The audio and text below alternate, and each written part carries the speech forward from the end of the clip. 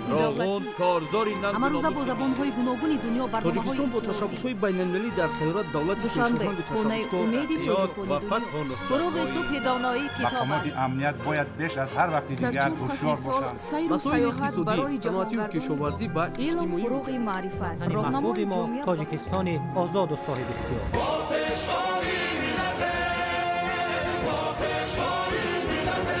دوست باشید، اتفاق باشید، شکرانه همین دولت کنید، شکرانه همین سرزمین کنید، شکرانه کنید که چنین وطن عزیز و محبوب دارید.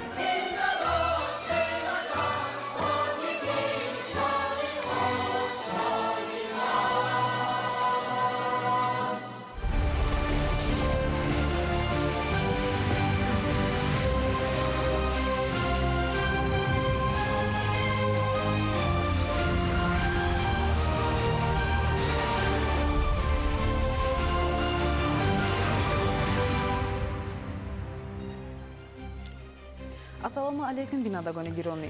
нашри муфассали барномаи ахборро мустақиман манзуратон мегардонем. аз 17 то 18 апрел бо мақсади иштирок дар ҷаласаи навбатии шӯро ва ҷаласаи 58 пленарии ассамблеяи байнипарламентии иттиҳоди давлатҳои мустақил раиси маҷлиси миллии маҷлиси олии ҷумҳурии тоҷикистон раиси шаҳри душанбеи муҳтарам рустами эмомалӣ дар шаҳри санкт петербурги федератсияи русия қарор доштанд. гузориши ҳамкорони мо дар ин хусус.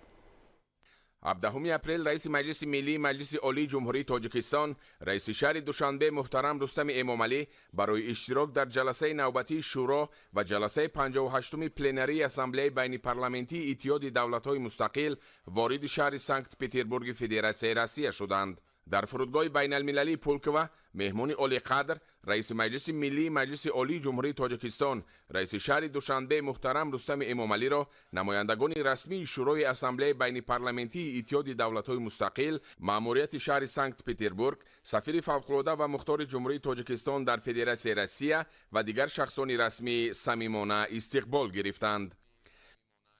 در دایره سفر کاری خود در شهر سنت پتربورگ رئیس مجلس ملی مجلس عالی جمهوری تاجیکستان رئیس شهر دوشنبه محترم رستم امامعلی با رئیس سنات عالی مجلس جمهوری ازبکستان تنزیلا نربایeva ملاقات انجام دادند. ضمن باخوری جانب‌ها وضع امروزه و دورنمای مناسبت‌های همکاری استراتژی و همپیمانی تاجیکستان و ازبکستان را که در زمینه اعتماد و باوری متقابل رشد و توسعه می‌یابد بررسی نمودند.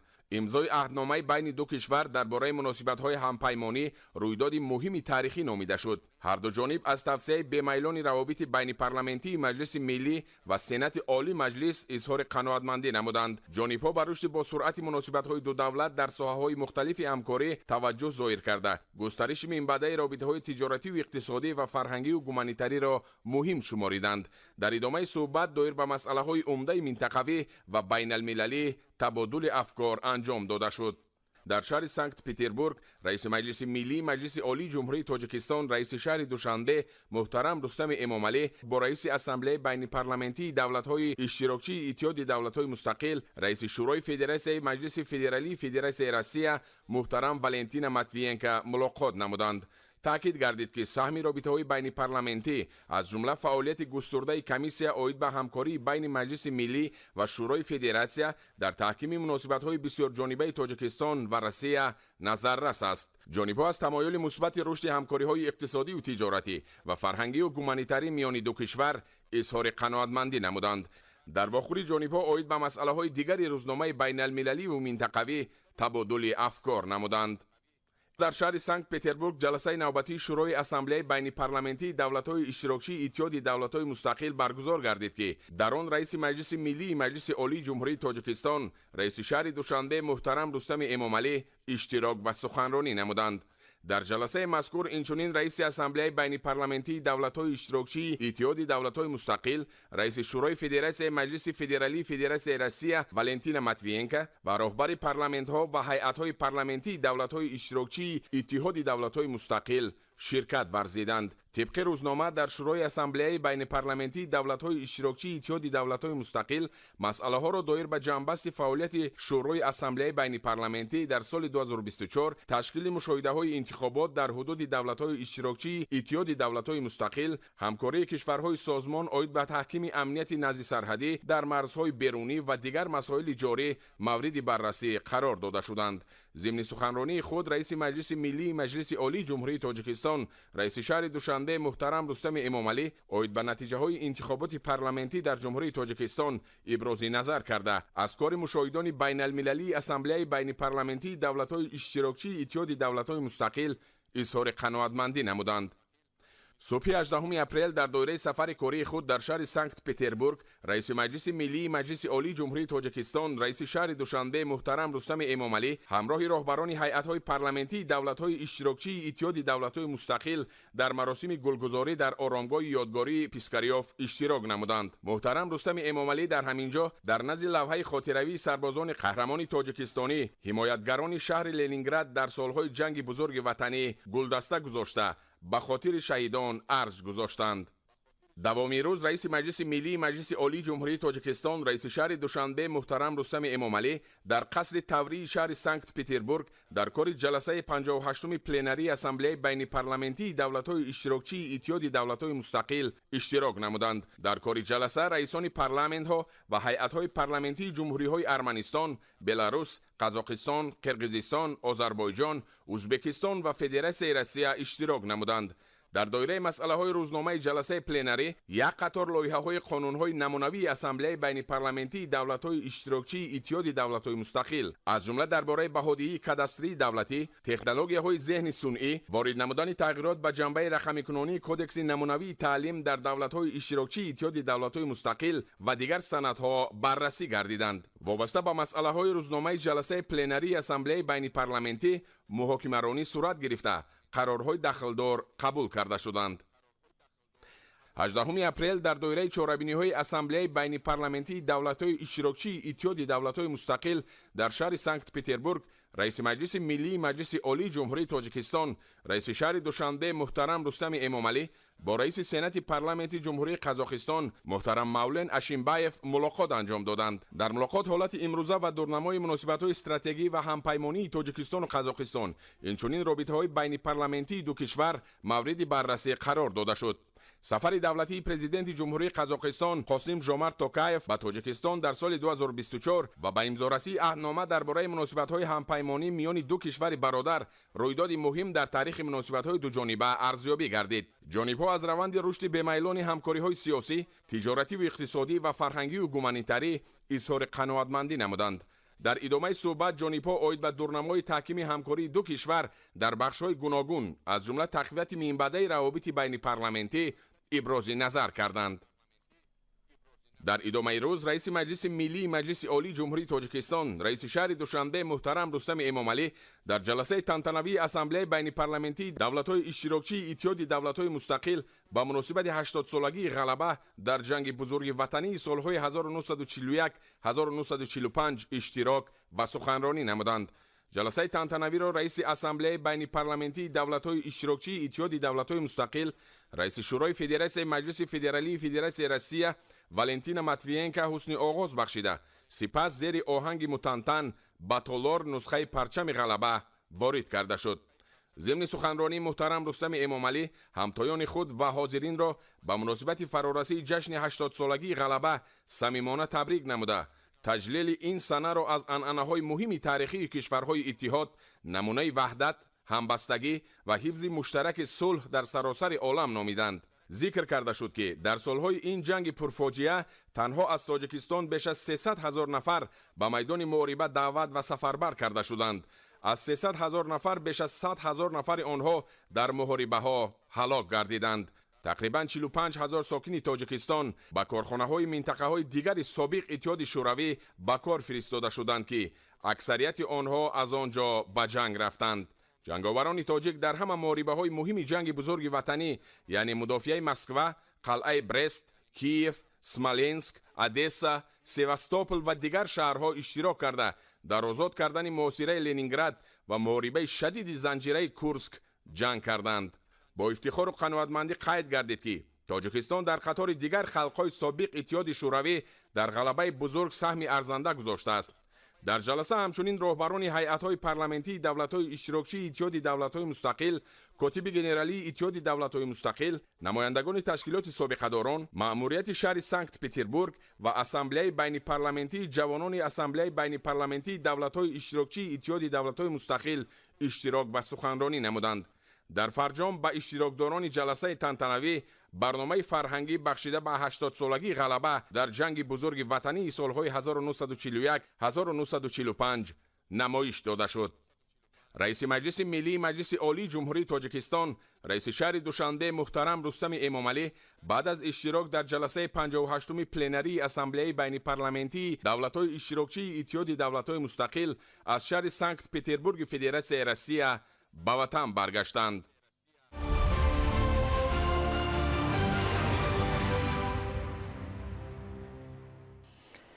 امروز بخشیده به روز پایتخت جمهوری تاجیکستان در شهر دوشنبه برنامه فرهنگی و مراسم جایزه سپاری به غالبان آزمون‌های شهری برگزار گردید. جهانگیر سفرعلیزاده گزارش آماده کرده است. ضمن افتتاح برنامه فرهنگی فراغتی مسئولین مقامات اجرایی حاکمیت دولتی شهر دوشنبه اشتراکچیان را از نام رئیس شهر دوشنبه محترم رستم امامعلی با روز پایتخت تبریک گفتند. تاکید گردید که در سالهای صاحب استقلالی شهر دوشنبه به طور بی‌سابقه رشد کرده به یکی از شهرهای زیباترین منطقه و جهان تبدیل یافته است. با شرافت سیاست بنیادکارانه پرزیدنت جمهوری تاجیکستان پیشوای ملت محترم امامعلی رحمان و اقدام‌های سازنده رئیس شهر دوشنبه محترم رستم امامعلی پایتخت وطن ما روز به روز آباد و زیبا گردیده مکان پسندیده جهانیان می‌گردد. گفته شد که امروزها هر یک گوشه شهر دوشنبه به مکان تاریخی زیبا و دلفریب و سیر و گشت ساکنان و مهمانان پایتخت تبدیل گشته برای هر فرد بیدار و خودشناس ملت باعث افتخار است.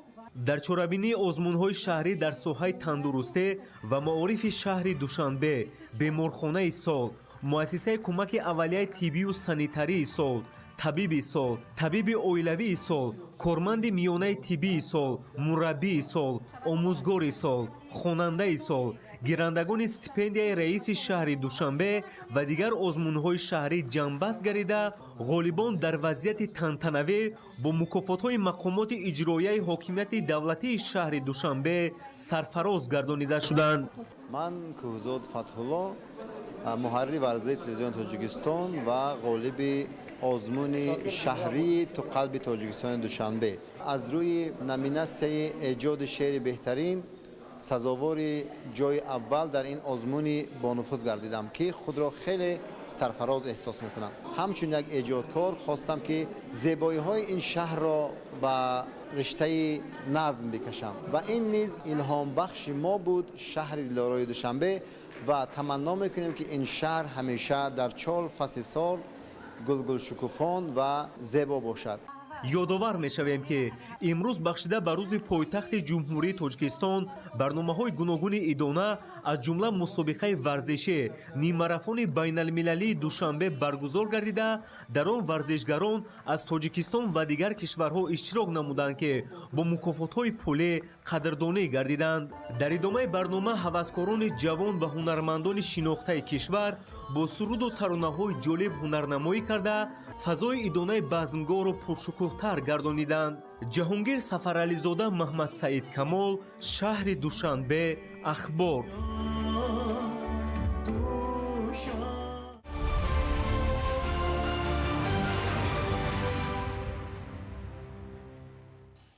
روز پایتخت همساله در هفته سیوم ماه اپریل جشن گرفته می شود. در همین زمینه امروز نیم ماراتون بین المللی اوید به دو برگزار گردید که بهترین دونده ها را از کشورهای جهان به هم آورد.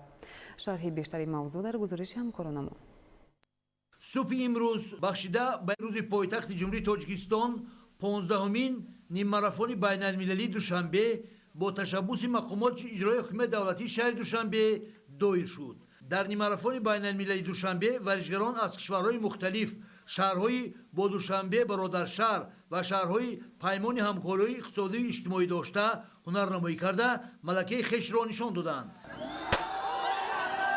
нимарафони байналмилалӣ ба масофаи 21 километру 97 метр ташкил карда шуда аз майдони назди муассисаи давлатии наврӯзгоҳи ҷумҳуриявӣ оғоз шуда нуқтаи ниҳоии он майдони дӯстӣ назди муҷассамаи шоҳ исмоили сомонӣ буд. мақомоти иҷроии ҳукумати давлатии шаҳри душанбе барои гузарондани нимарафони байналмилалӣ аз ҳисоби маблағҳои фонди рушди пойтахт 593,040 сомонӣ ҷудо кардааст. варзишгароне ки ҷойҳои аз 1 то 6-ро байни мардон ва занон ишғол кардаанд бо ҷоиза пулӣ ҷойи 1 38,500 сомонӣ, ҷойи 2 33,000 сомонӣ, ҷойи 3 27,500 сомонӣ, ҷойи 4 16,000 сомонӣ, ҷойи 5 14,800 сомонӣ, ҷойи 6 11,500 сомонӣ сарфароз гардонда шуданд. инчунин ба варзишгарони ҳаваскор ба масофаи 5 километр давидаанд барои ҷойи 1 7700 сомонӣ, ҷойи 2 5500 сомонӣ ва ҷойи 3 3300 сомонӣ тақдим гардид. дар мусобиқаи имсола Шоҳрух Давлатов аз ҷумҳурии Ӯзбекистон бо муваффақият ҳунарнамоӣ намуда аз ҳамаи ҳарифонаш пеш гузашта бо натиҷаи 1 соату 04:11 сония аввалин шуда марраро убур карда чемпиони нимарафони Душанбе дар соли 2025 гардид. ман Шоҳрух Давлатов O'zbekiston omada nima marafoni Dushanbe ishtirok qilsam, nima marafoni Dushanbe man 5 bor ishtirok qilsam, 3 bor Dushanbe nima marafoni chempion shudam. Umrozam همین نیم ماراتون چمپیون شدم. هم خرسندم. من در این مسابقه نیم ماراتون بین‌المللی یعنی 15 نیم ماراتون بین‌المللی اشتراک کردم و توانستم که بین توجیکا یعنی که سزاوار جای اول گشتم. من طولی 8 سال است که در این رشته ورزش سبک مشق و تمرین میکنم و حالا باشد من کار و فعالیت خود را در ناحیه شمسین شاهین یعنی ادامه داده ایستادم. سال گذشته همین مسافه را با نشانداد 1 ساعت 04:37 ثانیه ویتالی شافا از اوکراین دویده یکمی شده بود. امسال باشد شافا همین مسافه را در 1 ساعت 06:12 ثانیه طی کرده ششمین شد. برای شاهروخ دولتوف سیمین قهرمانی در مسابقات مذکور است. قبلا دوند ازبکستانی سالهای 2021 و 2023 برنده نشانه طلای نیم ماراتون بین‌المللی دوشنبه شده بود.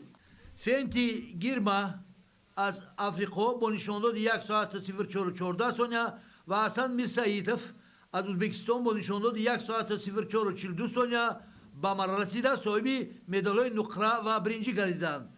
حضور شاه نجم‌الدین از میان ورزشکاران تاجیک اولین شد و در عموم 11مین شده به مرحله رسید. میان بانوان باشد اکاترینا تینگوسوا از جمهوری ازبکستان با نشانداد 1 ساعت 18:31 ثانیه یکمین شده به مرحله رسیده چمپیون نیم ماراتون شهر دوشنبه در سال 2025 گردید.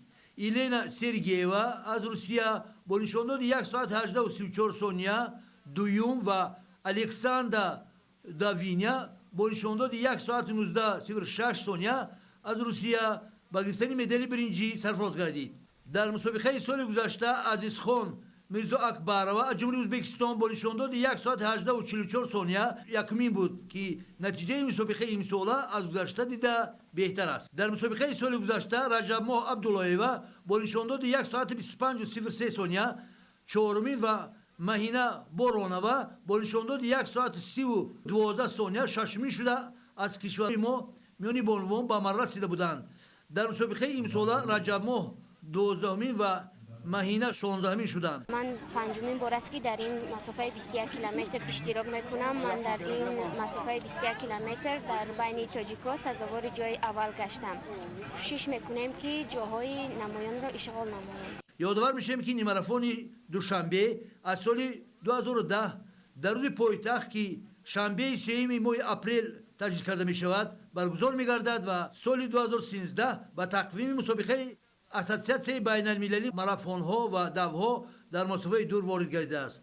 اولین بار نیم ماراتون بین‌المللی دوشنبه در مسافه 21 کیلومتر و 97 تا 5 متر با اشتراک ورزشکاران از 14 برادر شهر و بهترین دوندهای تاجیکستان برگزار گردیده بود. ورزش واسطه است برای وطن دوستی، همتن بودن، پول است بین مردم کشورهای جهان که آنها را به هم نزدیک می‌کند. солҳои охир варзишгарони кишвар дар мусобиқаҳои сатҳи байналмилалӣ пайваста иштирок намуда нуфузу эътибори сарзамини соҳибистиқлолро баланд бардошта тоҷикистони озодро дар арсаи ҷаҳонӣ маъруфӣ менамоянд. варзишгарони тоҷик дар беш аз 300 мусобиқаҳои сатҳи байналмилалию ҷаҳонӣ иштирок намуда садҳо маротиба парчами кишвари азизамон дар мусобиқаҳои қитъавию ҷаҳонӣ баланд бардошта шуда суруди миллӣ садо додааст ки ифтихор барои ҳар як тоҷику тоҷикистонӣ мебошад.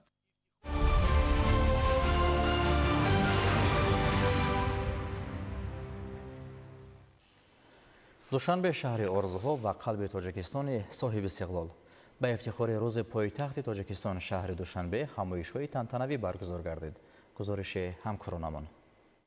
дар институти математикаи академияи миллии илмҳои тоҷикистон бахшида ба рӯзи пойтахти ҷумҳурии тоҷикистон шаҳри душанбе ҳамоиш баргузор гардид. гуфта шуд ки шаҳри душанбе чун пойтахти тоҷикистони соҳиби истиқлол дорои захираҳои бои сайёҳию инфрасохтори мукаммал буда тӯли солҳои охир ба макони баргузории чорабиниҳои байналмилалии сиёсию иқтисодӣ ва илмию фарҳангӣ табдил ёфта дар таҳкиму тақвият бахшидани нуфузи байналмилалии тоҷикистон нақши бузург дорад. дар литсеи равияи табиию риёзии донишгоҳи миллии тоҷикистон бахшида ба рӯзи пойтахт чорабинии фарҳангӣ доир шуд. зикр гардид ки душанбе пойтахти ҷумҳурии тоҷикистон шаҳри сулҳу дӯстӣ, маскани фарҳангу маърифат, хонаи умеди тоҷикони ҷаҳон ва ганҷинаи бебаҳои илму маънавиёт аст. душанбе барои ҳар шаҳрванди тоҷикистон азизу муқаддас буда макони амалисозӣ, умеду орзуҳои неку созанда мебошад. таи чанд соли охир шаҳри душанбе ба таври бесобиқа рушд намуда ба яке аз шаҳрҳои зеботарини ҷаҳон табдил ёфтааст. дар асоси қонуни ҷумҳурии тоҷикистон дар бораи рӯзҳои ид ҳамасола шанбеи 3 моҳи апрел рӯзи пойтахти ҷумҳурии тоҷикистон шаҳри душанбе таҷлил мегардад. бо шарофати сиёсати бунёдкоронаи пешвои миллат муҳтарам эмомалӣ раҳмон ва иқдомҳои созандаи раиси шаҳри душанбе муҳтарам рустами эмомалӣ, пойтахти мамлакат шаҳри душанбе рӯз то рӯз ободу зебо ва макони писандидаи ҷаҳониён мегардад.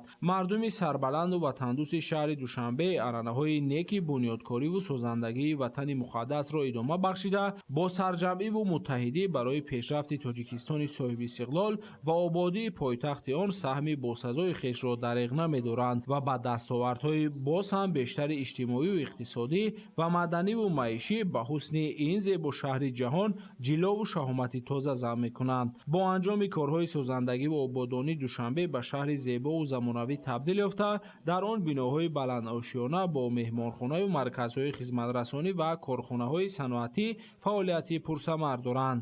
дар идома ба ифтихори рӯзи пойтахт барномаи фарҳангии мукаммал иборат аз сурудҳо дар васфи зебогии душанбеи дилоро манзури ҳозирин гардонида шуд.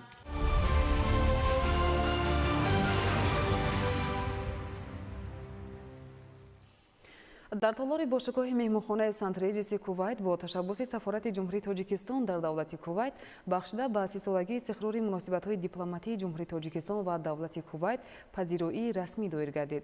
дар таҷлили ин санаи таърихӣ аз ҷониби тоҷикистон муовини якуми вазири корҳои хориҷӣ ва аз ҷониби кувайтӣ муовини вазири корҳои хориҷии давлати кувайт оид ба умури осиё иштирок доштанд. зикр намуд ки тӯли 13 сола робитаҳои бародаронаи тоҷикистон ва кувайт бар асоси эҳтироми якдигар, ҳамкориҳои мутақобилан судманд ва талошҳои муштарак баҳри таҳкими сулҳусобот дар минтақа ва сартосари ҷаҳон шоҳиди рушди бемайлон гардид. давлати кувайт яке аз шарикони боэътимоди тоҷикистон дар ховари миёна буда кишвари мо худро барои кувайт ҳамчун дӯсти боварибахш дар осиёи марказӣ собит намудааст. таъкид гардид ки табодули сафарҳо дар сатҳҳои гуногун аз ҷумла муколамаи сиёсии сатҳи олӣ дар доираи сафарҳои президенти ҷумҳурии тоҷикистон пешвои миллат муҳтарам эмомалӣ раҳмон ба давлати кувайт, алал хусус гуфтушунидҳо бо амири давлати кувайт аълоҳазрат шайх мишъал ал-аҳмад ал-ҷобир аз-сабоҳ барои густариши робитаҳои фарогири соҳаҳои мухталифи мавриди эҳтироми тарафайн мусоидати назар аст менамояд. ҳамзамон баҳри ҳозирин оид ба таърихи ташаккулёбӣ ва дастовардҳои муносибатҳои дуҷонибаи Тоҷикистону Кувайт филми кӯтоҳ манзур гардид. сафирони Иёлоти Муттаҳидаи Амрико, Чин, Италия, Эрон ва чеҳраҳои барҷастаи кишвари иқомат роҷеъ ба таассуроташон бобати муносибатҳои наздику бародаронаи Тоҷикистону Кувайт ибрози андеша намуданд. имрӯз дар вазорати адлияи ҷумҳурии тоҷикистон бахшида ба рӯзи кормандони мақомоти адлия ҳамоиши идона баргузор гардид. гузориши Комрон Одиназода. дар вазорати адлияи ҷумҳурии тоҷикистон бахшида ба рӯзи кормандони адлия бо иштироки васеъи кормандон ҳамоиш баргузор гардид. қабул шудани конститутсияи давлатии мустақили тоҷикистон ки воридкунандаи андеша, афкор, арзиш ва усули комилан нави давлатдорию ҳуқуқэҷодкунӣ мебошад, бори аввал дар таърихи ҳуқуқэҷодкунии кишвар зарурати қабули як силсила қонунҳои конститутсиониро пешбинӣ намуд. таҳия ва қабули кодексҳои гражданӣ, меҳнат, манзил, ҷиноятӣ, андоз, гумрук ва ғайра ки поясутуни соҳаҳои ҳуқуқӣ марбута мебошад, дар мазмуну муҳтавиёти хеш тамоми андешаҳои ҳуқуқи муосирро ки онҳо аз умқи таърихи афкори мутараққии башар илҳом мегиранд, инъикос намуданд. дар таҳия ва қабули ҳамаи ин санадҳо вазорати адлия саҳми бевосита дорад. хусусияти хоси вазорати адлия дар он зоҳир мегардад ки вай дар баробари мақомоти судӣ ва амалисозӣ ва таъмини адолат сару кор дошта мутобиқати санадҳои меъёрии ҳуқуқиро ва қонунгузории амалкунанда таъмин менамояд ва бо ин роҳ ҳуқуқу манфиатҳои қонунии инсон ва шаҳрвандро зери ҳимоя қарор медиҳад. иброз гардид ки дар ин раванд на танҳо ҳуқуқу манфиатҳои қонунии инсон ва шаҳрванд, ҳамчунин сохти ҷамъиятӣ ва давлатӣ, тамоми шаклҳои моликият, ҳуқуқу озодиҳои сиёсӣ, иқтисодию иҷтимоӣ ва фарҳангӣ, дигар ҳуқуқ ва манфиатҳои шахсӣ ва молу мулки шаҳрвандон, ҳуқуқ ва манфиатҳои қонунии корхонаву муассисаҳо ва ташкилотҳои дорои шаклҳои гуногуни моликият низ мавриди ҳимоя қарор дода мешавад. маҳз истиқлолият саҳифаҳои навро дар фаъолияти низоми адлияи ҷумҳурии тоҷикистон боз намуд. тағйиротҳои куллии таърихӣ боиси тавлид ёфтани санадҳои нави қонунгузорие гаштанд ки то ин дам онҳо ба вуҷуд наомада буданд. дар идомаи чорабинӣ ба як қатор кормандон рутбаҳо супорида шуд. ҳамчунин дар ҳамин рӯз бахшида ба ҷашни байналмилалии наврӯз аз ҷониби кормандони вазорати адлия чорабинии идона доир шуд. гуфта шуд ки наврӯз таҷассумгари ҳикмати бузурги аҷдодӣ, рамзи эҳёи табиат, меҳру муҳаббат, дӯстию ваҳдат ва оғози умеду орзуҳои нав мебошад. бо ташаббуси президенти ҷумҳурии тоҷикистон, пешвои миллат муҳтарам Эмомалӣ Раҳмон, наврӯз дар даврони соҳибистиқлолии тоҷикистон эҳё гардида дар радифи ҷашнҳои бузурги ҷаҳонӣ қарор гирифтааст. наврӯз яке аз ҷашнҳои миллии мардуми ниёгони мо ба ҳисоб рафта, дорои таърихи ҳазорсолаҳо мебошад. дар таърихи фарҳанги мардуми мо ҳеҷ як анъана ва расму оине чун ҷашни хуҷастапай ва фархундаи наврӯз азизу арҷуманд ва кӯҳантар нест. фазилати наврӯз ҳамчун ҷашни пайванди инсон бо табиат дар вусъати амалҳои созандагию ободкорӣ ифода меёбад. аз ин рӯ мардуми мо чун анъана ва пешвози наврӯз манзилу кошона ва кӯчаву маҳалли зисти худро тозаву обод мекунанд, зеру файзу баракат дар ҷоест ки покизагию ободӣ бошад.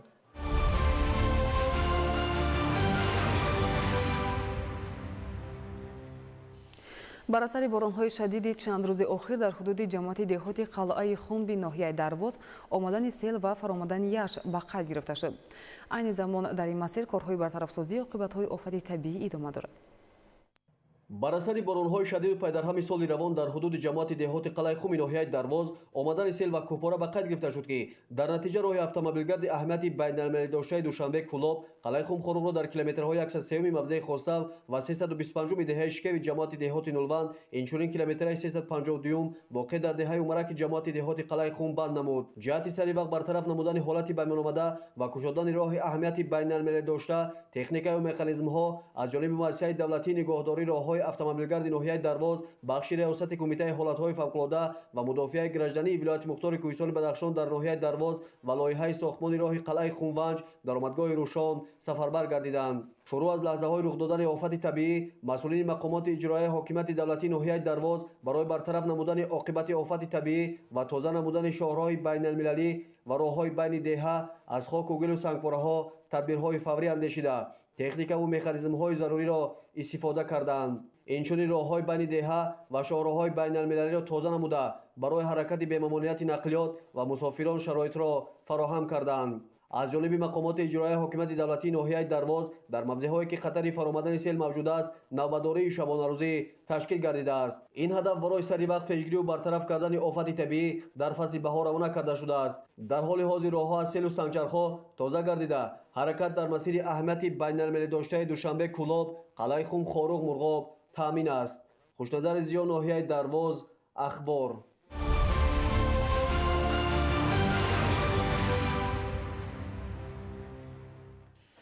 аз 29 деҳаи аҳолинишини ноҳияи дурдасти носири хусрав дар 6 он муассисаҳои томактабӣ фаъолият менамояд ки ин барои фарогирии кӯдакони синни томактабӣ ба таълиму тарбия нокифоя мебошад.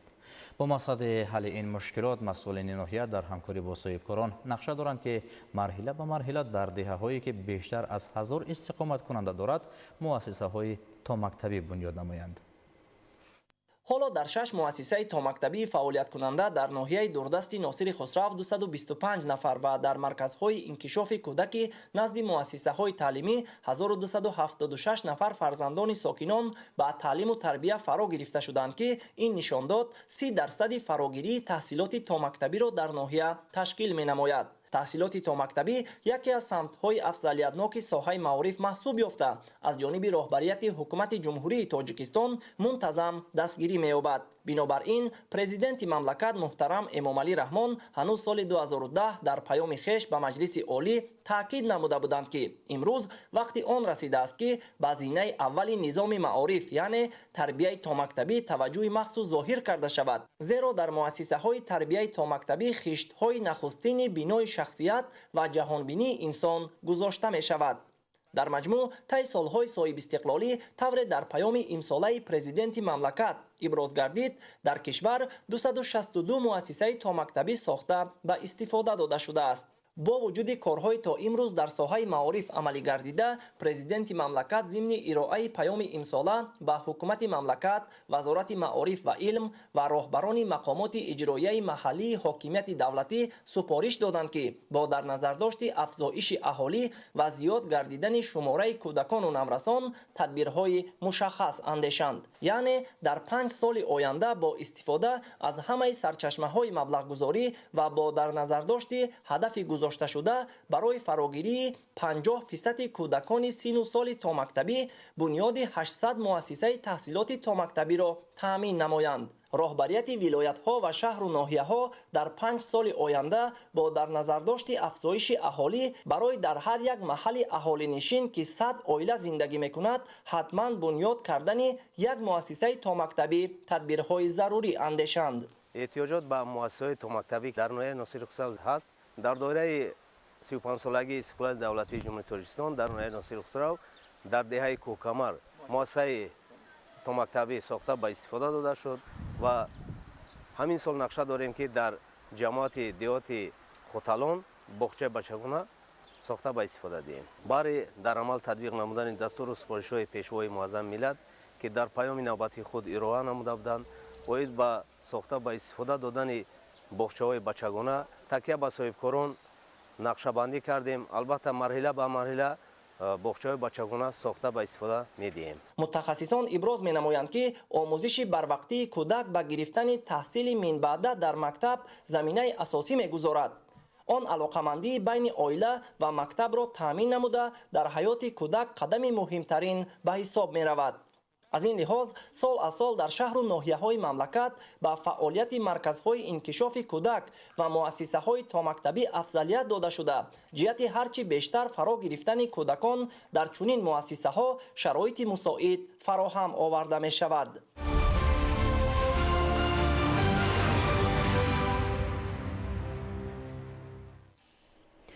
дар ноҳияи рӯдакӣ даври ноҳиявии озмуни ҷумҳуриявии тоҷикистон ватани азизи ман оғоз гардид. гузориши шаҳзодии дибек.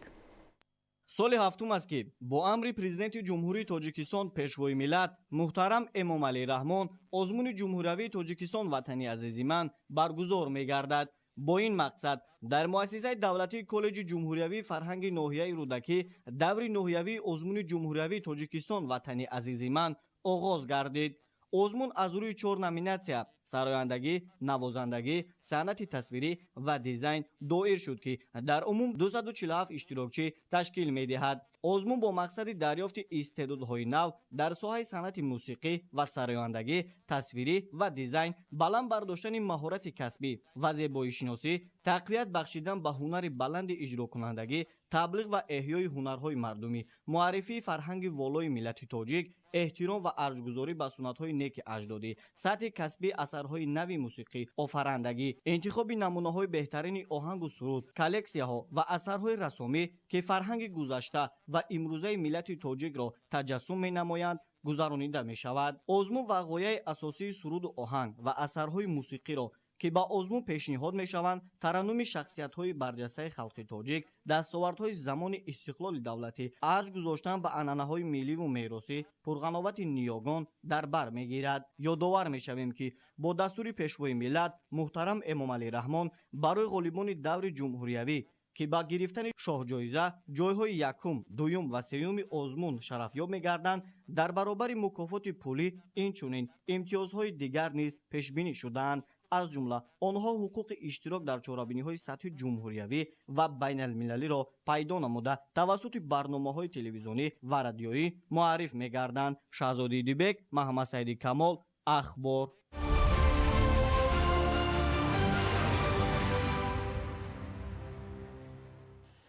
стратегияи миллии арзёбии сифати таҳсилот дар ҷумҳурии тоҷикистон барои давраи то соли 2044 барномаи давлатие мебошад ки ҷиҳати тақвият додани бахши арзёбии сифати таҳсилот дар кишвар амалӣ гашта истодааст.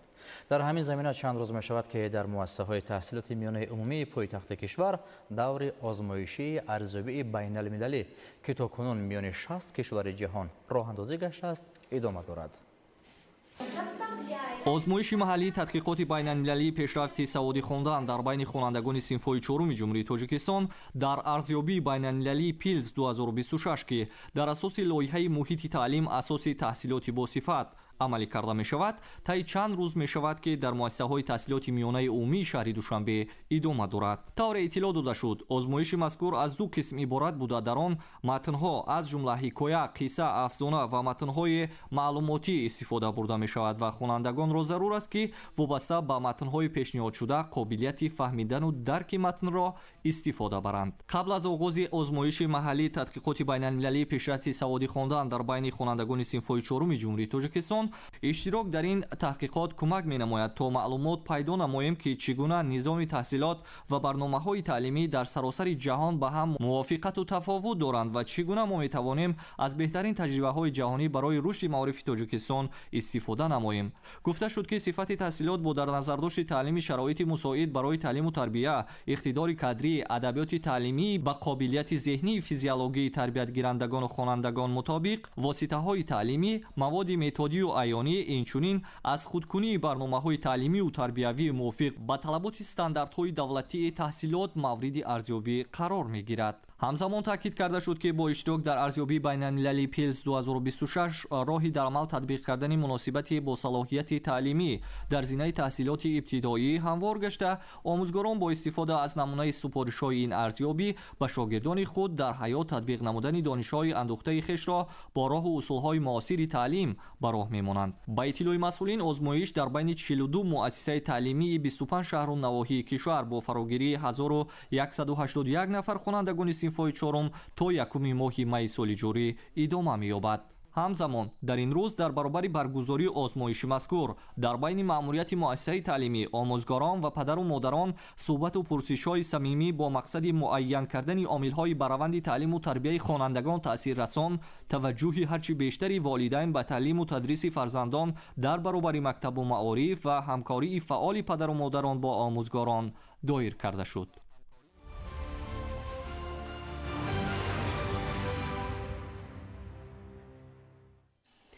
бахшида ба рӯзи илми тоҷик давоми ҳафтаи охир дар донишгоҳи давлатии бохтар ба номи Носири Хусрав чорабиниҳои гуногуни илмӣ назаравӣ баргузор гардид. натиҷаи фаъолияти илмии олимону муҳаққиқони ин муассисаи олӣ замина баргузории конференсияи илмӣ назаравӣ мавриди омӯзиш ва муҳокима қарор гирифт. идомаи мавзӯъ дар гузориши Исмоили Соҳибназар ва Мусои Нурмуҳаммад. бахшида ба рӯзи илми тоҷик ва 20-солаи омӯзиш ва рушди фанҳои табиатшиносӣ, дақиқ ва риёзӣ дар соҳаи илму маориф дар донишгоҳи давлатии бохтар ба номи Носири Хусрав конференсияи илмӣ назариявӣ баргузор гардид. ба ин муносибат устодону донишҷӯёни ин мактаби олӣ намунаи корҳои илмӣ эҷодии худро ба намоиш гузошта собит намуданд ки ҳайати профессорону устодон ва унвонҷӯёни донишгоҳ дар баробари фаъолияти касбии худ ҳамчунин солҳои охир ба корҳои илмӣ назариявӣ бештар машғул мегарданд. донишгоҳи мазкур имрӯз ба як макон ва боргоҳи бузурги таълимиву илмӣ табдил ёфтааст ки дар он тамоми имконот барои таҳсил ва пешбурди корҳои илмӣ муҳайё мебошад. сол ба сол ҳайати кадрии мутахассисони варзида дар донишгоҳи мо афзоиш меёбад ки ин заминагузори рушди ил ва баланд гардидани сатҳи таълим дар донишгоҳ аст. баъди касби истиқлоли давлатӣ ҳукумати ҷумҳурии тоҷикистон илму таҳқиқотро аз ҷумлаи омилҳои муҳими рушди ҷомеа ва донишмандону муҳаққиқонро захираи асосиву тиллоӣ дониста ҷиҳати тавсияву таҳким бахшидани фаъолияти илмиву таҳқиқотӣ ва беҳтар намудани шароити иқтисодиву иҷтимоии кормандони соҳаи мазкур тадбирҳои судманд меандешад. аз ин рӯ нақши омӯзгор дар таълиму тарбияи насли навраси кишвар дар рӯҳияи худшиносиву худогоҳии миллӣ, ҳифзи арзишҳои давлатдорӣ ва муаррифии шоистаи имкониятҳои тоҷикистони азиз ниҳоят бузург дониста мешавад. дар идома олимону муҳаққиқони донишгоҳи давлатии бохтар ба номи Носири Хусрав дар мавзӯъҳои татбиқи математика дар илмҳои табиатшиносӣ ва иқтисодӣ, макон ва ҷойгоҳи маърифат дар ташаккули ҷомеаи шаҳрвандӣ, иқтисодиёти рақамӣ ва афзалиятҳои он дар ҷумҳурии тоҷикистон, саҳми пешвои миллат дар таҳкими мавқеи зан дар соҳаи илм ва симои Аноҳито Эззатбонуи об дар асотир ва сарчашмаҳои қадим маърузаҳои илмӣ пешниҳод намуданд. конференсияи мазкур 2 рӯз идома карда, ҷаласаҳои бахшҳо дар 45 кафедра доир шуд ва корҳои илмиву таҳқиқотии пешниҳод гардида мавриди баррасӣ қарор гирифт. исмоил соҳибназарён, Мусои Нурмуҳаммад, шаҳри Бохтар, Ахбор.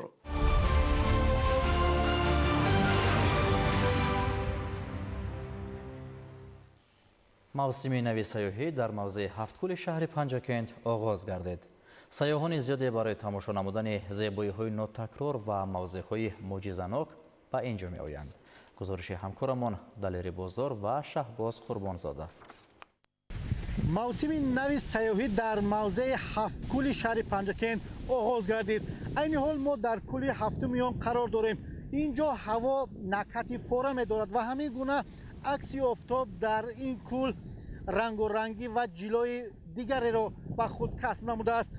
воқеан солҳои охир бо баро мондани корҳои зарурӣ аз қабили бунёди ошхонаву меҳмонхонаҳо дар ин мавзеъ шумораи сайёҳони дохиливу хориҷӣ зиёд гардида истоданд. бо оғози мавсими нави сайёҳӣ дар мавзеи ҳафткӯл ҳамарӯза сайёҳони зиёди дохиливу хориҷӣ ба ин ҷо меоянд, зеро ҳафткӯл яке аз зеботарин минтақаҳоест ки бо ҳафт кӯли рангобаранги худ ҳар як сайёҳро мутаҳайир месозад. дараи ҳафткӯл маҷмӯи кӯлҳоеро дорост ки дар шимоли тоҷикистон дар водии Зарафшон ҳудуди маъмурии шаҳри Панҷакент ҷойгир буда ба ёдгориҳои беназири тоҷикистон шомил аст. ба истиснои он ки ҳафткӯл хеле манзараҳои зебою дилфиреб дорад, то ба ин мавзеъ роҳи мошингар низ сохта шудааст. ҷиҳати пайдоиши ҳафткӯл ривоятҳои зиёде дар байни сокинони маҳаллӣ мавҷуд мебошад, аммо ҷиҳати илмияш бошад, онро ба заминларза вобаста медонад ки дар натиҷа дар чанд ҷои Шингдарак кӯчиши кӯҳ анҷом мешавад ва пеши раи дарёча баста мешавад. кӯлҳо аз поён ба боло бо номҳои Мижгон, Соя, Ҳушёр, Нофин,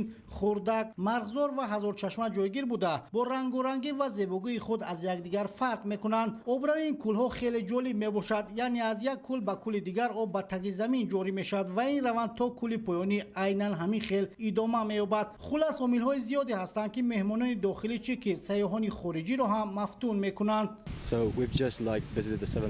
мо мавзеи ҳафткӯлро боздид намуда истодаем. албатта дар оғӯши кӯҳҳои сарбаланд будани ин кӯлҳо ҷолибияту зебогии онро дигаргун намудааст. ин мавзеи зебои Тоҷикистонро тамошо намуда лаззати бемислеро бардошт намуда истодаем, зеро ҳар яке пай ҳам аз дигаре зеботару мафтункунандатар аст. мо аз Швейтсария ва ин дӯсти мо бошад аз Италия мебошад. воқеан зебогии табиати Тоҷикистон дилхоҳ нафарро ба худ ҷалб мекунад. аз ин лиҳоз мо онро бисёр олӣ дарёфтем. дар ҳақиқат дуруст аст, ҳам фазои табиии нодир ва ҳам мардуми самимӣ, дар умум хеле зебо. گفتم با مورد است که سالهای اخیر با مقصد جلب هرچی بیشتر سیاحان در این منطقه پایگاه‌های سیاحی بنیاد گردیده است که سیاحان میتوانند استراحت و فراغت بیشتر نموده حتی چند شبانه روز در اینجا بمانند. همچنین با مساعدت مقامات اجرایی محلی حکومت دولتی شهر پنجکند در همکاری با شریکان روش در دایره مرحله دوم تطبیق لایحه اداره‌کنی همگرایی ذخیره‌های طبیعی در وادی زرافشان برای رشد عادلانه و استوار با مقصد اجرای برنامه دولتی رشد ساحه جنگل در جمهوری تاجیکستان برای سالهای 2022-2026 و برنامه دولتی کابوزارکنی در جمهوری تاجیکستان برای دوره تا سال 2040 در شفت کل هفتم هفتکل هزار چشمه با اشتراک مسئولان شهر و لایحه مذکور و کارمندان مؤسسه دولتی خواجگی جنگل شهر و اختیاریان حشر نهالشونی برگزار شد. امروز با کارمندان مؤسسه دولتی خواجگی جنگل شهر پنجکند در موضع هفتکل جماعت دهات شینگی شهر پنجکند معرکه نهالشینانی را آغاز نمودیم که امروز ما همکاری با برنامه رشد دهات زیاده از 3000 بیخ نهال‌های میوه دهنده در این موضع شینانده ایستاده ایم. ما همکاری با شریکان رشد در مؤسسه دولتی خواجگی جنگل شهر پنجکند دوام 3 سال زیاده از 100 گکتار جنگلزارها را بنیاد و برقرار نمودیم که این برای زیبا نمودن طبیعت دیارمون کمی باشد سهم خود را گذراندیم. در این روز حشرچیان در میدان بیش از 10 گکتار 3900 بیخ نیولان درختان سیب، زردآلو و چهارمغز که به اقلیم بلنکو مطابقند با رعایت قاعده‌های آگروتکنیکی و زیر نظر متخصصان شینانیدند. طور اطلاع داده شد در مرحله دوم بنیاد باغ کوهی اطراف آن پنجره بندی شده از حال نشو و نما و حفظ آن زیر نظارت گرفته شده است. اظهار امید کرده شد که بعد مدت سیاحان و مهمانان از تماشا و میوه‌های این باغ نوبنیاد بلنکو لذت میبرند و آن زیبایی‌های این موضع سیاحی را می‌افزاید. دلیر بازار، نصرالدین زاده دلیر، شهباز قربانزاده، اخبار.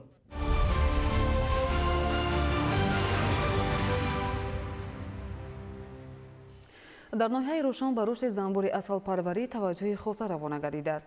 ساکنی دهه وامر ناحیه روشن شیرینشاه شاه منصورов چند سال است به پرورش زنبور اصل مشغول است. ماهره طاهر در این خصوص گزارش می‌دهد.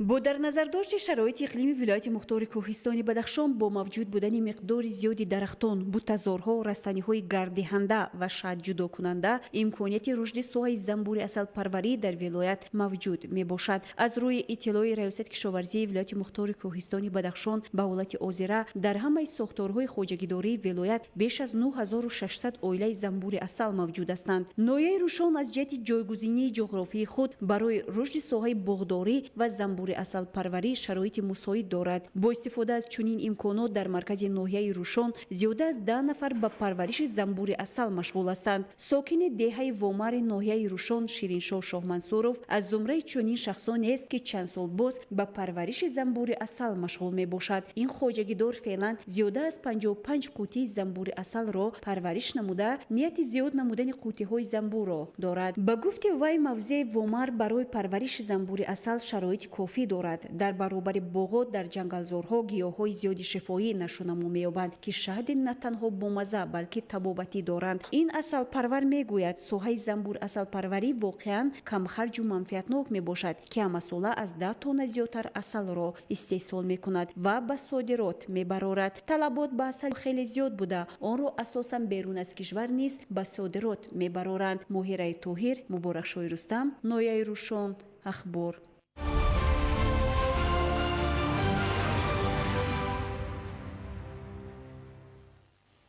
کارمندان مؤسسه دولتی خواجگی جنگل به نام عبدالسلام خلوی ناحیه خراسان همه‌ساله در اساس نقشه چاره‌بینی‌ها قسمت معین شده جنگلزار را برقرار می‌نمایند. سال روان در ناحیه 30 گکتار باغ نو بنیاد و 60 گکتار باغ‌های کهنه جنگلزار با شینانیدن نهال‌های پیسته و بادام برقرار کرده شدند. شرح بیشتر در گزارش سمندر شویف و اسکندر سعید. با مقصد ثمراناک استفاده گردیدن زمین، کارمندان مؤسسه دولتی خواجگی جنگل به نام عبدالسلام خلوی ناحیه خراسان قطعه‌های نزد کارخانه خود را پایبند کشت زراعت و سبزیجات گوناگون کرده از آن حاصل خوب به دست می‌آورند که در تامین کارمندان با مواد غذایی مساعدت می‌نماید. همزمان در این قطعه‌ها کوچت نهالان گوناگون و گل صدبرگ پرورش کرده هر موسم در موضع‌های دوردست جنگل می‌شینانند. برابر حفظ و نگاهبین جنگلزار در мавсими ниҳолшинонӣ кормандони муассисаи давлатии хоҷагии ҷангали ба номи абдусалом холифи ноҳияи хуросон минтақаҳое ки дарахтони хушкшуда ва заминҳои холӣ доранд бо шинонидани ниҳолони писта ва дигар намуди дарахтон корҳои барқарорсозиро пайваста анҷом медиҳанд. майдони умумии ҷангалзори ноҳияи хуросон 13 000 гектар буда дар он 60 нафар корманд фаъолият менамояд. барои парвариши ниҳоли писта дар ноҳия заминҳои алоҳида ҷудо гардида бо мусоид омадани ҳавои имсола нашъунамои навниҳолон хуб гардидааст. натиҷаи меҳнати софдилонаи кормандони муассисаи мазкур аст ки сол то сол талу теппаҳо ҷангалпӯш гардида ҳаҷми истеҳсоли пистаи маҳаллӣ қиёс ба солҳои пешин рӯ ба афзоиш аст. мавриди зикр аст ки ҷумҳурии тоҷикистон дорои табиати зебову нотакрор буда мебояд ҳар қитъа замини зархезашро оқилона истифода намуд. маҳз ҳамин нуктаро ҷангалбонони ноҳияи хуросон ба инобат гирифта баҳри бетаъхир сабзонидани ниҳолони шинонидашуда, нармкунии бехи дарахтон ва дигар омилҳои марбут ба ин самтро сари вақт анҷом медиҳанд. муассисаи давлатии хоҷагии ҷангал 13 000 гектар замини пистазор дорад. мо имсол дар соли 2025 зиёда аз 100 гектар бунёд ва барқарор намудем. айни ҳол мо дар минтақаи гаравти мавзеи сумбула ниҳолҳои сояафкан ва мевадиҳанда парвариш намуда 140 000 намуди дарахтонро ташкил медиҳем. дар мавзеъҳое ки мувофиқ аст ниҳоли писта, тухми писта, мо аморо дар ҳамон заминҳо гузарондем. нашъунамои хуб доранд, сабзиши хуб доранд. агар ҳамин ниҳолҳоро мо хуб нигоҳубин кунем, парвариш намоем, дар муддати 13-14 сол пурра ба ҳосил медарем. ба хотири рушд бахшидани ин соҳаи муҳими хоҷагии халқ бо дастгирии ҳукумати кишвар масъулин ниҳолони нодиру хоси ҷангалро аз хориҷи кишвар ворид намудаву майдони онро ҳамасола афзун менамоянд. мавриди зикр аст ки бунёду барқарорсозии ҷангалзорҳо аз як тараф дар ғанӣ гардонидани буҷаи давлат мусоидат намояд, аз ҷониби дигар барои шумораи зиёди нафарони бешуғл ҷойҳои нави кориро фароҳам меоварад. ба хотири ҳарчи бештар бунёд ва барқарор намудани ҷангал дар хоҷагӣ гармхона ва ниҳолхонаҳо ташкил карда шудааст ки дар оянда метавонанд масоати зиёдеро бо ниҳол таъмин намоянд. Самандаршоев, Искандари Саид, ноҳияи Хуросон, Ахбор.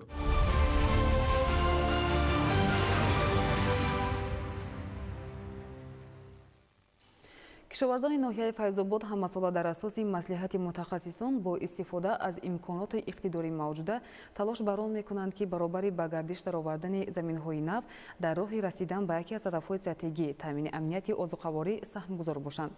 бунёди боғҳои интенсивӣ дар шароити кунунӣ баробари таъмини бозори истеъмолӣ бо меваҳои хуштаъму лазизи ватанӣ ва аз ҷиҳати экологии тоза дар самти боло бурдани иқтидори содиротии мамлакат низ мусоидат мекунад. дар ин хусус Дилшод Ҳакимзода гузориш медиҳад. ҳамасола дар мавсими ниҳолшинонӣ ҳукумати ҷумҳурии Тоҷикистон ба шинонидани ниҳолҳо таваҷҷуҳи махсус зоҳир менамояд. имрӯз кишоварзон кӯшиш доранд ки майдони боғҳои суперинтенсивиро васеъ ва шумораи ниҳолҳои ҳамешасабзи ояндадорро дар ҷумҳурӣ зиёд созанд. ин навбат дар доираи дастури супоришҳои асосгузори сулҳу ваҳдати миллӣ пешвои миллат президенти ҷумҳурии Тоҷикистон муҳтарам Эмомалӣ Раҳмон ба хотири беҳдошти ҳифзи табиат ва таъмини бозори истеъмолӣ дар ҷамоати деҳоти меҳрободи ноҳияи Файзобод бо тасмими соҳибкорони маҳаллӣ дар майдони 6 гектар боғи суперинтенсивӣ бо тамоми қоидаҳои агротехникаи парвариш бунёд карда шуд. дар чорабинӣ нафарони зиёд ҷалб гардида ниҳолҳои серҳосили мевадиҳандаи ояндадори ба шароити иқлими ноҳия тобоварро шинониданд ки дар соли дуюми парвариши онҳо имкони аз ҳар як гектар то 80 тонна ҳосил ба даст овардан мумкин аст. нақша доранд ки дар ин мавсим майдони ин гуна боғҳои сермаҳсулро дар ноҳия ба 10 гектар расонанд. ин иқдом бо ҳадафи мусоидат ба таъмини амнияти озуқаворӣ ва дастрасии аҳолӣ ба ғизои хушсифат, коҳиши партовҳои газҳои гулхонаӣ ва ҷилавгирӣ аз ифлосшавии обу иқлим саҳм гузоштан ба амалигардии стратегияву барномаҳои давлатӣ ва иҷрои ӯҳдадориҳои Тоҷикистон дар заминаи амалисозии дастур ва конвенсияҳои ҳифзи табиат роҳандозӣ гардид. мардуми ноҳияи Файзобод ҳар як қитъаи заминро самаронак ва оқилона истифода бурда истодаанд ки аз дурнамои кишти имсол дар зима буда сарбаландона мебароянд. البته امروز شما خود شاهد حال هستید که از طرف صاحبکار باغ‌های سوپر اینتنسیوی به وقوع پیوسته است.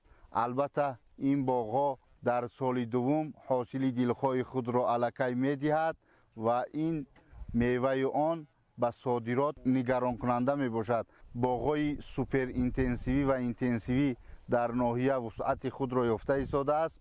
امسال ناحیه فیض‌آباد اقدام گرفته است که در میدان 10 هکتار باغ‌های سوپر اینتنسیوی و اینتنسیوی بنیاد نماید. افزایش حجم استحصال محصولات کشاورزی از جمله سبزیجات و غله‌دانگی‌ها و میوه‌های از جهت اکولوژی تازه در ناحیه فیض‌آباد با تجربه زحمتکشان و احساس بلند مسئولیت شناسی آنها در سمت استفاده عاقلانه و پرثمر زمین مربوط بوده. خواجگیداران برای باز هم استفاده از امکانات و اقتدارهای موجوده با مقصد سهم گذاشتن در تامین امنیت عضوقواری که یکی از هدفهای استراتژی دولت و حکومت جمهوری تاجیکستان میباشد، همه جانبه تلاش می‌ورزند.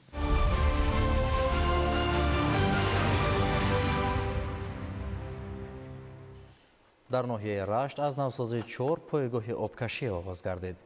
با استفاده سپردن پایگاه آبکشی شرایط فراهم می‌آورد تا زیاده از 650 هکتار زمین به گردش کشاورزی فرا گرفته شود. گزارش ایدیگولی محمود از ناحیه رشت. در ناحیه رشت یک قطار زمین‌های کشت و میدان باغات اساساً طریق پایگاه‌های آبکشی از دریای سرخاب آبیاری کرده می‌شوند که بیشتر انشاءات آبیاری کننده سالهای 70 قرن گذشته بنیاد شدند. این است که با گذشت سالها بر اثر کارخودشوی اگریگات و دیگر تعزیزات و تغییریابی مجرای دریا ضرورت از نوسازی انشاءات و دیگر خطهای آبرسان از محل سربند تا سرگاه زمین‌های کشت و باغات پیش آمد تا مشکلات نارسایی آب زراعت‌های کشاورزی برطرف کرده شوند. زیرا از نرسیدن آب پالیزی در حدود جماعت دهات قلعه سرخ، نصرت‌الله مقسوم و باقی رحیم‌زاده بیشتر زمین‌های برای کشت کارتوش که پیش‌بینی شده را دهقانان سالها باز غله می‌کارند.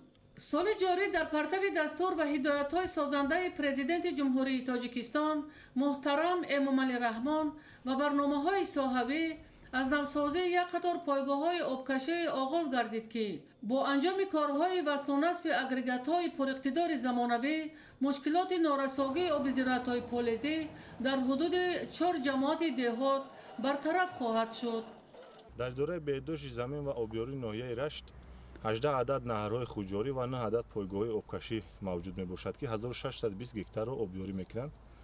متاسفانه هم مسئله در از حساب کهنه فرسوده بودن پایگاه آبکشی برای آب دادن زمین ها ما تنقیسی میکشیدیم، ولی خوشبختانه امروز از حساب حوزه فرغانه 4 عدد پایگاه آبکشی ما از نوسازی می شود که باز کار ما خوبتر می شود. در صورت 4 عدد پایگاه آبکشی ما برقرار شدن قریب 600 هکتار زمین های ما آبیاری کرده می شود.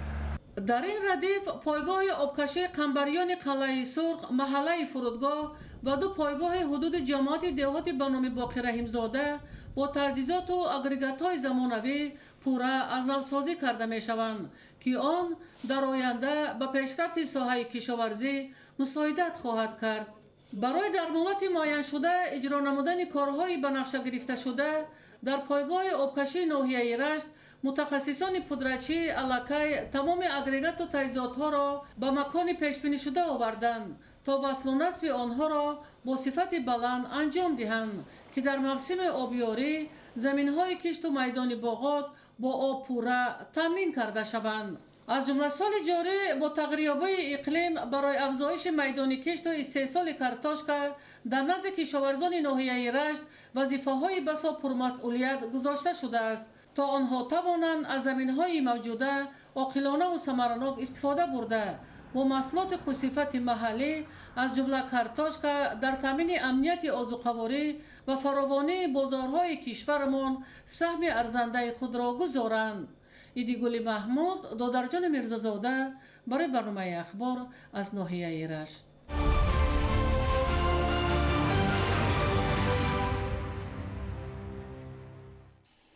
در شهر خوجند برای قبول معاینه و رساندن یاری طبی به اهالی 17 مؤسسه تندرستی با شرایط معاصر فعالیت نظر دارند. دوام سال 2024 با درمانگاه استماتولوژی بچگانه شهر خوجند 8 نامگوی تجهیزات نوی طبی دسترس گردید که بهر بهتر نمودن صفت خدمترسانی مساعدت می‌نماید. گزارش محمود احمدزاده و دلشاد یوسفی. بهر فراهم آوردن شرایط بهتری خدمت طبی به اهالی سال 2021 با سپارش پرزیدنت جمهوری تاجیکستان پیشوای ملت محترم امامعلی رحمان بنای علاهیده درمانگاه استماتولوژی بچگانه شهر خوجند با تجهیزات معاصر طبی تامین مورد استفاده قرار داده شد و این تدبیر بهر براه ماندن خدمترسانی‌های طبی به بیماران، جاری نمودن اصول‌های نوی طبابت و سالمی کودکان مساعدت نمود. این یگانه مؤسسه طبی دولتی در مقیاس شهر خوجند میباشد که خدمترسانی طبی به کودکان و اهالی و طور متمرکز صورت میگیرد. درمانگاه با تجهیزات‌های معاصر طبی مجهز کردانیده شده است. در سال 2024 8 نفر طبیبان به خارجه برای تجهیزات‌های نو کاربری کردنشان بازآموزی کرده آمدند که به نهایت نتیجه‌های نقض ما نائل گشتیم. اصول‌های نوی طبابت برای مانده شده ایستاده است. برای بخطری حیات و سلامتی بیماران کودکان در درمانگاه تدبیرهای بهداشتی پوره رعایت و قبل از آغاز طبابت معین‌سازی وضع سلامتی هر نفر از تشخیص طبی گذرانیده می‌شوند. اینچنین تجهیزات کاری استفاده شده و واسطه автоклав بی‌ضرر کرده در طبابت مواد یک کرته استفاده می‌گردد. به ما اندماتورها دسترس شده است. باز من اپکس لاکاتور رو استفاده می‌بریم که این برای مولجه پیشتر ممکن برای مولجه یک دندان بسیار وقت صرف می شد، حاضر کمتر وقت صرف می شود.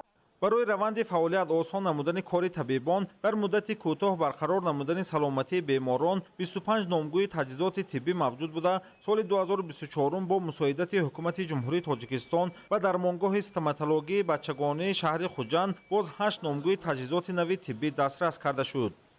یک چند اصول نوی طبابت و پیشگیری منتظم براه مانده شده است. یکی از آنها این الکتروکاگولاتور لازری که برای بازداشتن خونروی در منیپولیاسیون های جراحی در یک ماه 100 تا 150 جراحی انجام میدهیم.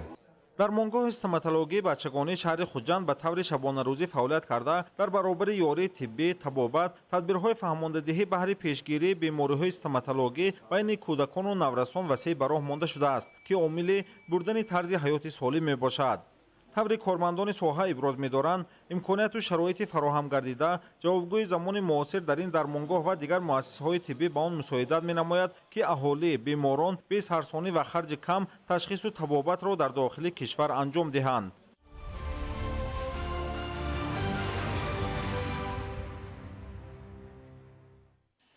در یک دانشگاه شتات فلوریدای ایالات متحده آمریکا تیرپرانی به قید گرفته شد. بر اثر حادثه 2 نفر به هلاکت رسیده، 6 کس دیگر زخمی شد. در ایتالیا بارش باران و ژوله آبخیزی را به عمل آورد. در نتیجه 3 نفر به هلاکت رسیده، چند کس دیگر زخمی شدند. شرح خبرها از خارج کشور. در یک دانشگاه شتات فلوریدای ایالات متحده آمریکا تیرپرانی به قید گرفته شد. بر اثر حادثه 2 نفر به هلاکت رسیده، 6 کس دیگر زخمی شد. کارمندان خدمات داخلدار زخمیان را به بیمارخانه انتقال دادند. موافق معلومات رسیده جنایتکار وارد دانشگاه شده از یراق جانب آموزگاران و دانشجویان آتش کشیده میخواست از محل حادثه فرار نماید، ولی کارمندان مقامات او را زخمی کرده بازداشت نمودند. تفتیشات معین نمود که سلاح به دست دانشجوی دانشگاه مذکور می باشد. اوید به این حادثه پرونده جنایی کشوده شده، تفتیشات در این سمت ادامه دارد. در منطقه پومن و تورین ایتالیا بارش باران و ژوله آبخیزی را به عمل آورد. در نتیجه 3 نفر به هلاکت رسیده، چند کس دیگر زخمی شدند. در پی بارشات شدید تهخانه و آشیانه‌های یکم بناهای استقامتی و معموری زیر آب ماندند. وابسته به این کارمندان خدمات داخلدار از منطقه‌های زیر خطر آبخیزی قرار داشته ساکنان را به جای بی‌خوف می‌کشانند. طغیان آب راه و پل‌های نقلیاتگر را خراب کرده، حرکت واسطه‌های نقلیات به چند منطقه اهالی‌نشین غیر امکان گردیده است. همچنین سیلاب خطهای انتقال نیروی برق را کارناشایان نموده که سبب از استفاده برق محروم ماندن هزاران نفر شد. موافق معلومات پیشگی حجم ضرر آفت طبیعی 10 میلیون یورو را تشکیل می‌دهد. برای برطرف کردن عاقبت‌های آفت طبیعی کارمندان خدمات داخلدار فعالیت دارند. дар минтақаҳои қисми марказӣ ва ғарбии иёлоти муттаҳидаи америка гирдбод ба амал омад. аз офати табиӣ бештар штатҳои небраска ва айова зарар диданд. гирдбод болопуши даҳо биноҳои истиқоматию маъмуриро хароб карда хатои интиқоли нерӯи барқро корношоям намуд. дар натиҷа ҳазорон нафар аз истифодаи барқу алоқа маҳрум монданд. вобаста ба ин дар чанд минтақаи штатҳои мазкур ҳолати фавқулода эълон карда шудааст. номусоидӣ вазъи ҳаво ва фаъолияти фурудгоҳҳо халал ворид карда сабаби қатъ гардидани парвози тайёраҳо ба даҳҳо хатсайри дохилӣ гардид. кормандони хадамоти коммуналӣ барои бартараф намудани оқибатҳои гирдбод сафарбар карда шуданд. дар иттиҳоди аврупо сатҳи хариду фурӯши одамон 7% афзоиш ёфтааст. ба гуфтаи кормандони мақомоти полис дар соли 2023 10800 чунин ҳолат ба қайд гирифта шудааст ки ин назар ба соли гузашта 7 зиёда аст.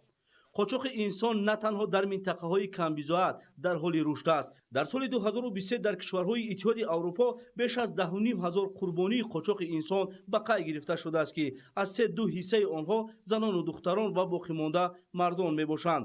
аксари вақт ҷабрдидагон аз хабар додан ба мақомоти полис метарсанд ё гуноҳи онҳоро исбот карда наметавонанд. сатҳи баланди ифшои ҷиноят алайҳи одамрабоён дар Люксембург, Юнон, Ҳолланд, Австрия ва Шветсия ба қайд гирифта шудааст.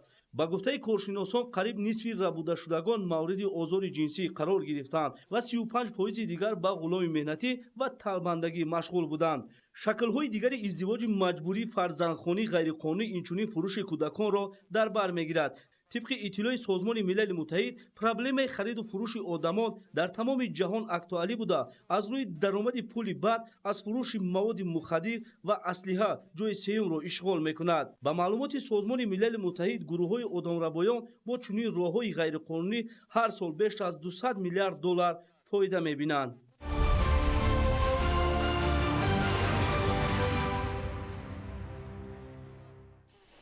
бинандагони гиромӣ, нашри муфассали барномаи иттилоъотии ахбор хотима меёбад. муваффақу хонобод бимонед.